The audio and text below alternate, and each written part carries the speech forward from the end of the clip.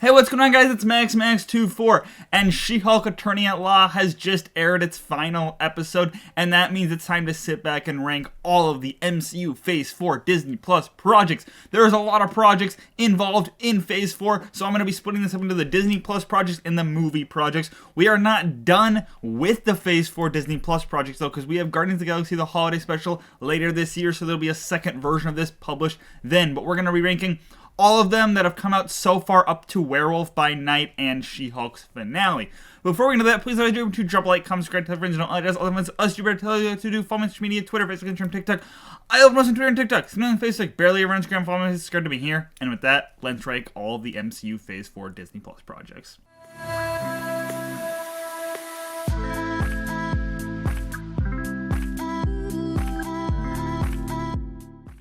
So Phase 4 of the MCU is a very interesting era for the MCU because Endgame just concluded 10 years of storytelling, concluded the Infinity Saga, and Phase 4 marks the beginning of the Multiverse Saga, and it is also the first time that Disney and Marvel are doing these Disney Plus projects. Disney Plus didn't exist during the first couple phases, but now they are just filling the year up with Marvel content. There's not really a month that goes by without Marvel content. Now, there's a lot that can be said about that, all right? Like, some people might say oversaturation, that they're spreading themselves too thin, there's a little bit of wonky stuff going on, and I definitely agree with some of that. I don't agree with all of it, but I agree with some of it. I think some of these projects have showed that, yes, there's some wonky things going on behind the scenes, but overall, I have actually really enjoyed Phase 4. It's definitely a growing phase, a phase where they're going to be introducing new characters, new storylines. They're building up to the next big bet. It's definitely not this climactic chapter that was Phase 3, but it's still a really good phase, and I think it's had some of the best MCU content we have gotten. But without further ado, we're just going to jump right into the ranking. Now, you're going to probably disagree with a lot of my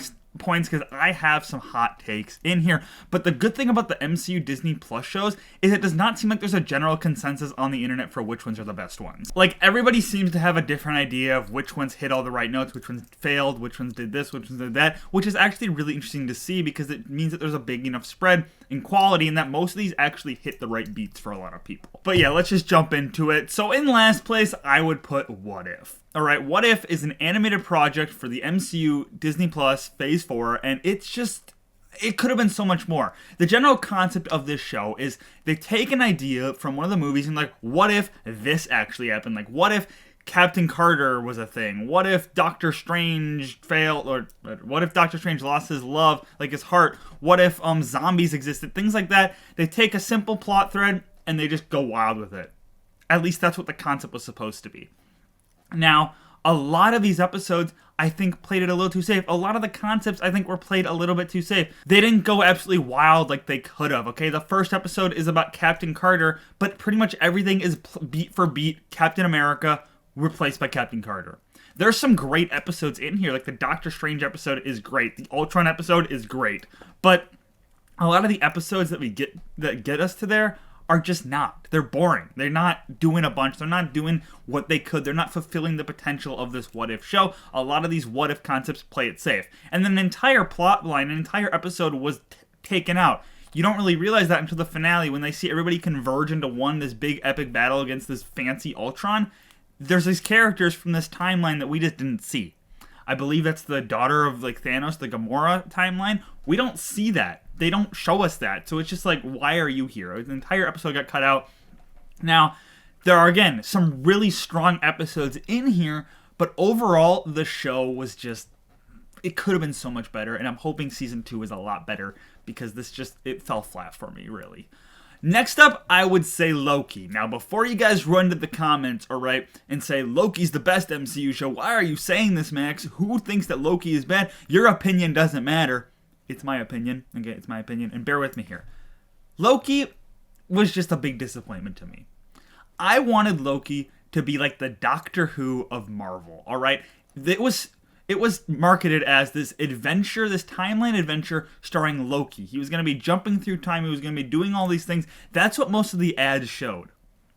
The entire time, pretty much, for the majority of Loki, it is Loki sitting behind a desk with Mobius, I think was his name. Yeah, with Mobius at the TVA having exposition spouted at him. It was not what I wanted it to be, alright?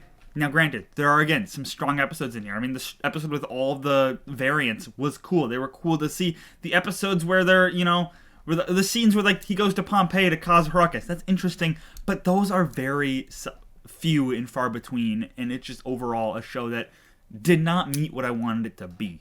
Now, maybe it was never going to be what I wanted it to be, but that is where my disappointment lies. And it was very predictable to me, all right? The multiverse needed to be opened up. We knew the multiverse needed to be opened up. We knew something had to happen. We knew that there had to be a reason why the multiverse wasn't an issue before Endgame. So the entire build-up to taking out the TVA, taking out Kang, I knew that was going to happen. Okay, Kang being killed, yeah, that makes sense. And also the entire just concept of there's this secret man controlling everything like that. We've seen that before. We've done that before. It's just, it felt like an exposition show. It felt like an explanation show.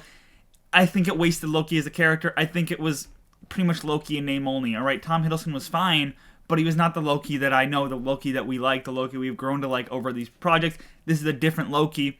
This is a different Tom Hiddleston. This is just, it wasn't as good as it could have been. Very disappointed.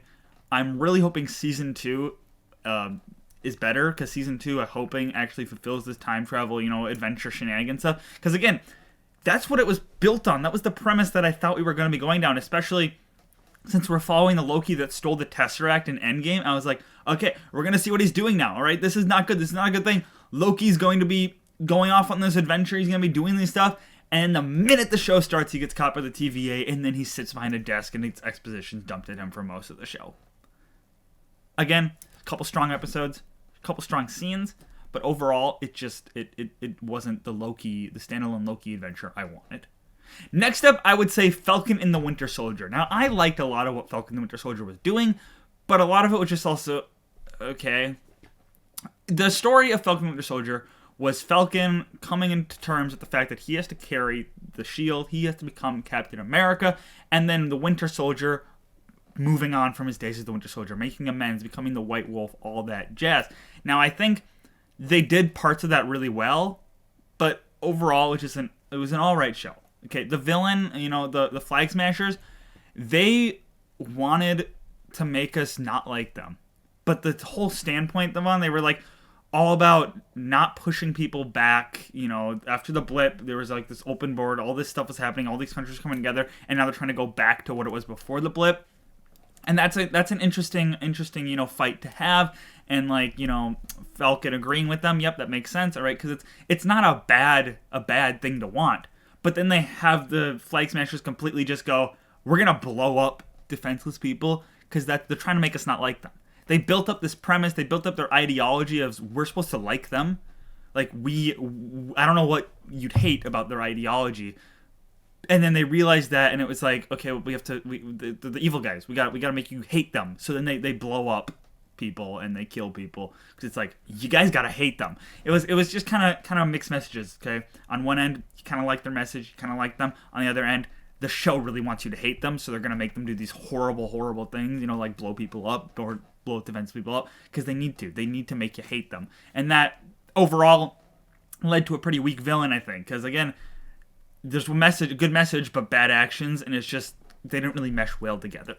On the other hand, I really think that what they did with Falcon was really good. I think him coming to terms with Captain America was really strong, really powerful, and I think the whole U.S. agent coming in, John Walker coming in, he was an interesting foil to that, because that is an example of what they were trying to prevent in Captain America: The First Avenger. This is what happens when you give somebody who's not like Steve Rogers the super soldier serum. And it doesn't work out. It's bad. He goes crazy. He's not fit for the role. And I thought that was a very interesting idea. Zemo is really cool here too. He's funny. He's fun to watch. I liked Zemo. I think that some of the characters come a little quickly too around on liking him. Or at least working with him, because when we last saw him in Civil War, he's kind of doing some stuff. And then on the other hand, we have Sharon Carter, who I didn't really care about the twist of her being a villain. I just thought that was really on the nose, like, haha, look at me, mustache twirling villain. It just, I didn't care about her twist. I thought it was a really out of place twist. I didn't think it meshed with the character that we have known for a couple Captain America movies. It just didn't feel right. But again, what they did with Falcon, what they did with Winter Soldier, I thought were interesting. All right, seeing them come to amends, taking up the shield, all that stuff, that part was strong. It was the villains and the twists that just weren't strong and kind of made this show fall flat. So next up, I would say Miss Marvel. Now, Miss Marvel, I really, really liked Miss Marvel for the first 3 episodes. I thought Miss Marvel was super strong. It was super fun. You know, a coming-of-age story for Kamala Khan, who has grown up in a world of superheroes and has come to adore superheroes and has now figured out that she, too, has these powers from this bangle. And it was really interesting to see her being struggling with her real life, you know, all this stuff. Then the 4th and 5th episode happened, and I was just like, what are we doing, Marvel? What are we doing? All right. They decided to have her dealing with a world-ending crisis with these things people called the clandestines, who were like wanted to like go back to their home, but then when they were going to go back to their home, it was going to bring their home to Earth, and that was going to cause destruction and death, and it was just, huh? Why are we doing this? Why does this story need a world-ending plot line? What part of Miss Marvel and her coming of age and coming to terms with her superpowers has to deal with a world-ending plot that if she doesn't stop these clandestines, the world is gonna like end? Why did that need to happen? All right, I didn't understand. And then the 6th episode brings back some of that struggling to terms with superhero stuff that we, you know, enjoyed in the first 3 episodes, and you know, the center of damage control is a antagonist again, which is what they were in the first 3 episodes, and that was more interesting. But then they also have this world-ending plot thing, and again, why are we doing this? Why? Not every Marvel project needs to have world-ending plots, all right? And to top it all off, the clandestines just weren't interesting. I didn't care about them. Okay, they were just a group of people. Don't know really any of their names. They had special powers. They wanted to get home, and then the big like redemption for them was they were like trying to walk through to get to their home, and they were like being killed, and then she was like, "Oh, I have to do this, blah blah blah." Then she muttered her kid's name, and then the veil closed, and then the kid got superpower. The veil like closed, and then it went into the Kamran, and then he had super. Huh? Okay. I guess that there was no setup to that, but okay, I guess this is what we're here for. And then Kamala Khan had to protect Kamran and get him to safety because he got powers because she muttered his name in the... Huh? Okay. Again, the first 3 episodes were really strong, all right? Like, seeing Kamala Khan struggling with her powers, seeing her living in this world of superheroes, that was super interesting.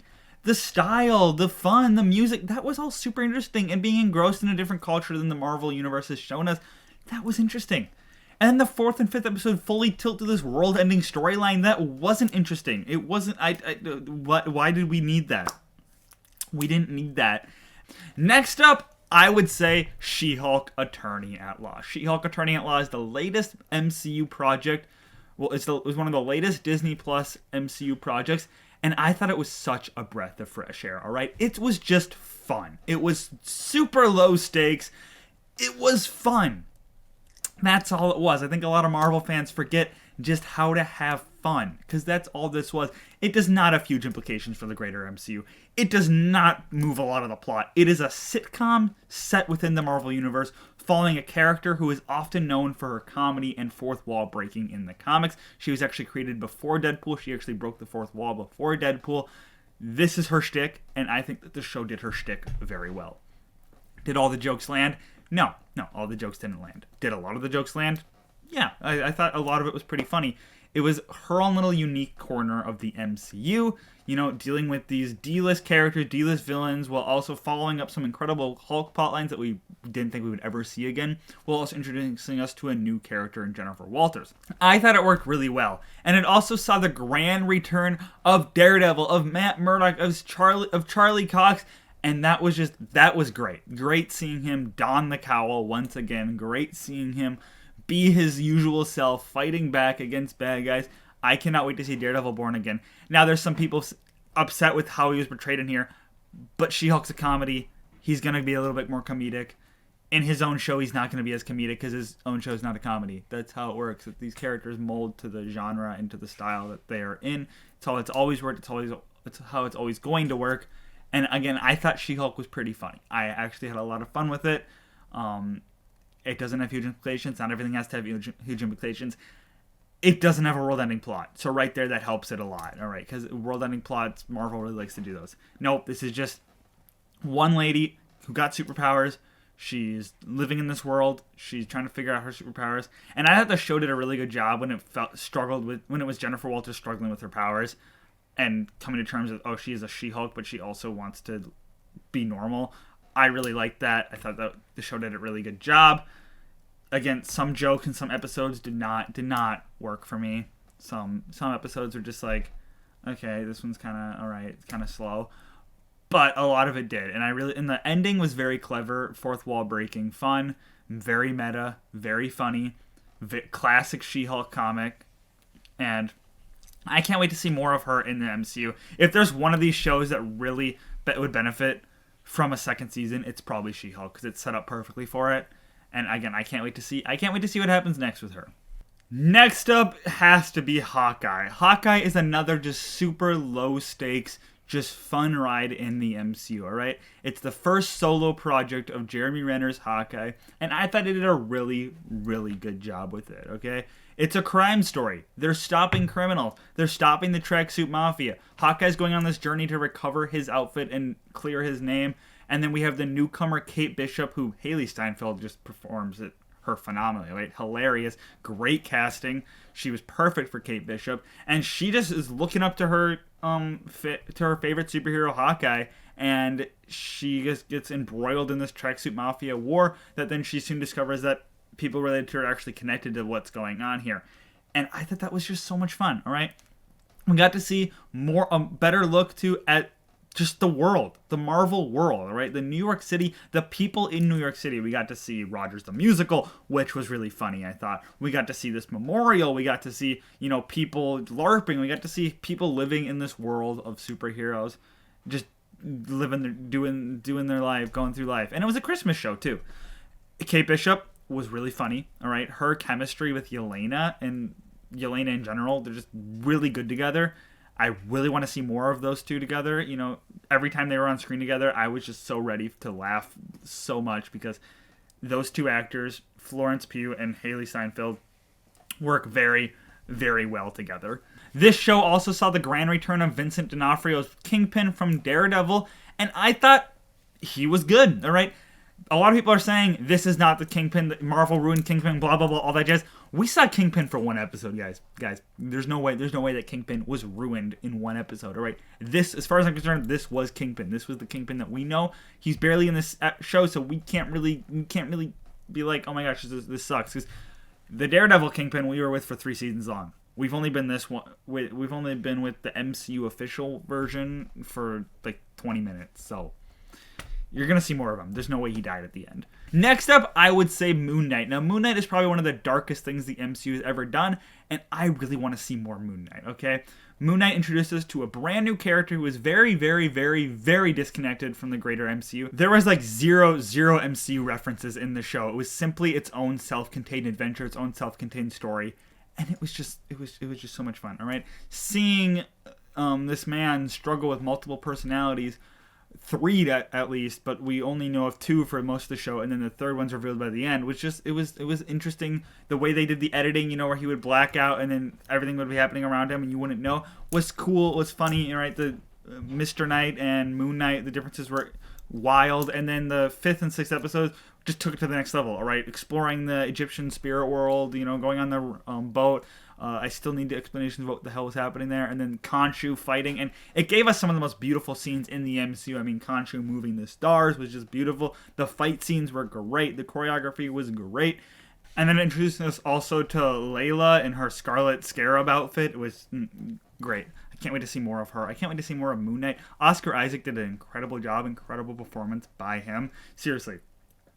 Where was this Oscar Isaac during Star Wars, okay? Why didn't Lucasfilm let him just go wild? Because he was fantastic in the role as Moon Knight. I would not want anyone different. Now, some people are upset by the way that the action scenes happen, but I thought it was really interesting for the show. My only big complaint with the show was the villain. All right, Arthur Harrow. I didn't care about him. Okay, I didn't feel like he was that scary because I think the focus was more on Moon Knight and his struggles and just the world and the gods in general, and not really on Arthur Harrow. He was just kind of there.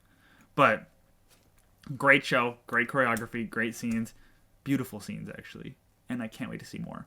Next up, I would say Werewolf by Night. Werewolf by Night is the first a Marvel special presentation project, and it was so unique. It was so different from the MCU. It didn't feel like the MCU, and that's what made it great. Okay, it was directed by a famous composer who's been doing a lot of these movies. Michael, his last name starts with a G. He presented us this Halloweenish special of these group of monster hunters who are brought to this house to compete for the bloodstone, and they are sent into this arena, and then battle commences. We meet Man-Thing, who's actually Ted. There's a werewolf. There's gore. There's action. There's darkness. It's so different. It's so unique for the MCU. It was a homage to Universal horror films of old, and it did a great job. It did a lot better than the Universal Dark Universe. It's black and white the entire time until the end. It's got great music, the action. Again, there's blood splattering the screen, okay? Like, that is not the MCU. This is exploring a new corner of the MCU we have never really seen before. It's the monster side, the mythical side, in a way that we have never seen the franchise do before. And I want more of this. I want more things like this. More things that are not afraid to test the MCU formula, to break the MCU formula, to do completely new versions of films, new stories, new just everything. It does not feel like an MCU project, and that's where it shines. But my favorite MCU Phase 4 Disney Plus project is probably WandaVision. WandaVision was the first MCU Disney Plus project we've gotten, and it's one of the most unique ones as well. All right? It's very creepy, very eerie. Wanda kidnaps an entire town and then puts them into old sitcoms. Forces them into these old sitcoms, forces them to live out her perfect world. She creates children for herself. There's all this stuff going on. The first couple episodes, you have no idea what's happening, all right? It just goes through the different eras of sitcoms. You have no idea what's going on, where this is going, and then things start to crack and, things start to break. I mean, Vision exploring the outskirts, seeing how her, powers run out near the end, her exploding, expanding the hex, turning everybody into circus people, the fact that she used credits to try to drown Vision out, the fights, the Agatha's song, it was just so unique, so interesting. It felt like like a Truman Show type situation inside the MCU, and it was great. I was not bored once. I was thoroughly intrigued, and just the discourse on the internet every episode was just so much fun to engage in because everybody had theories, everybody had ideas, nobody knew what was going on. Mephisto, is this Mephisto? What's she doing? Who's that? Is this person evil? Is that person evil? It was just so much fun. It's such a great era of the MCU. But yeah, that is my ranking of the MCU Disney Plus Phase 4 projects so far. We have What If, Loki, Falcon Winter Soldier, Miss Marvel, She-Hulk, Hawkeye, Moon Knight, Werewolf by Night, and then WandaVision. Let me know below what your rankings are. Let me know how stupid my rankings are if you think they are stupid. Let me know all of that in the comments below. I have a Phase 1 movie ranking, a Phase 2 movie ranking, a Phase 3 movie ranking, and then when Black Panther 2 comes out, I will be doing a Phase 4 movie ranking. So stay tuned for all that. Please like, comment, subscribe, tell your friends, all you guys to do. Follow me on social media, and I'll see you in the next video.